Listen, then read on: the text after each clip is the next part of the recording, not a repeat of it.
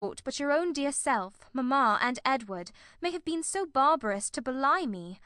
Beyond you three, is there a creature in the world whom I would not rather suspect of evil than Willoughby, whose heart I know so well? Eleanor would not contend, and only replied, Whoever may have been so detestably your enemy, let them be cheated of their malignant triumph, my dear sister, by seeing how nobly the consciousness of your own innocence and good intentions supports your spirits.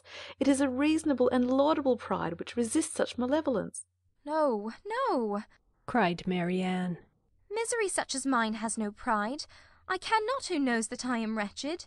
The triumph of seeing me so may be open to all the world. Eleanor, they who suffer little may be proud and independent as they like, may resist insult or return mortification, but I cannot. I must feel, I must be wretched, and they are welcome to enjoy the consciousness of it that can. But for my mother's sake and mine. I would do more than for my own, but to appear happy when I am so miserable. Oh, who can require it? Again they were both silent. Eleanor was employed in walking thoughtfully from the fire to the window, from the window to the fire, without knowing that she received warmth from one, or discerning objects through the other. And Marianne, seated at the foot of the bed, with her head leaning against one of its posts, again took up Willoughby's letter, and after shuddering over every sentence, exclaimed, It is too much. Oh, Willoughby, Willoughby, could this be yours? Cruel, cruel, nothing can acquit you. Eleanor, nothing can. Whatever he might have heard against me, ought he not to have suspended his belief? Ought he not to have told me of it, to have given me the power of clearing myself? The lock of hair, repeating it from the letter, which you so obligingly bestowed on me, that is unpardonable. Willoughby, where was your heart when you wrote these words? Oh, barbarously insolent! Eleanor, can he be justified? No, Marianne, in no possible way. And yet this woman, who knows what her art may have been, how long it may have been premeditated, and how deeply contrived by her? Who is she? Who can she be? Whom did I ever hear him talk of as young and attractive among his female acquaintance?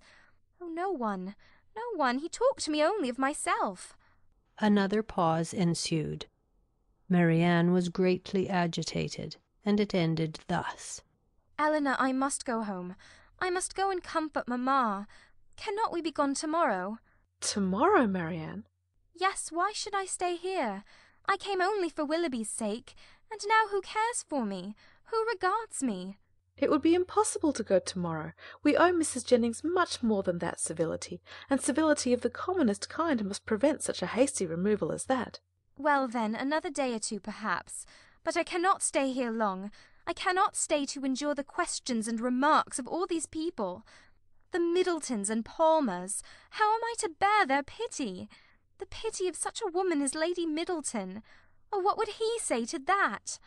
Eleanor advised her to lie down again, and for a moment she did so, but no attitude could give her ease, and in restless pain of mind and body she moved from one posture to another, till, growing more and more hysterical, her sister could with difficulty keep her on the bed at all, and for some time was fearful of being constrained to call for assistance.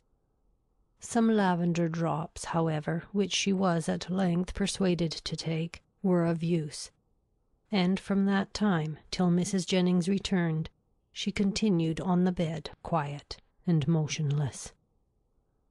End of chapter 29.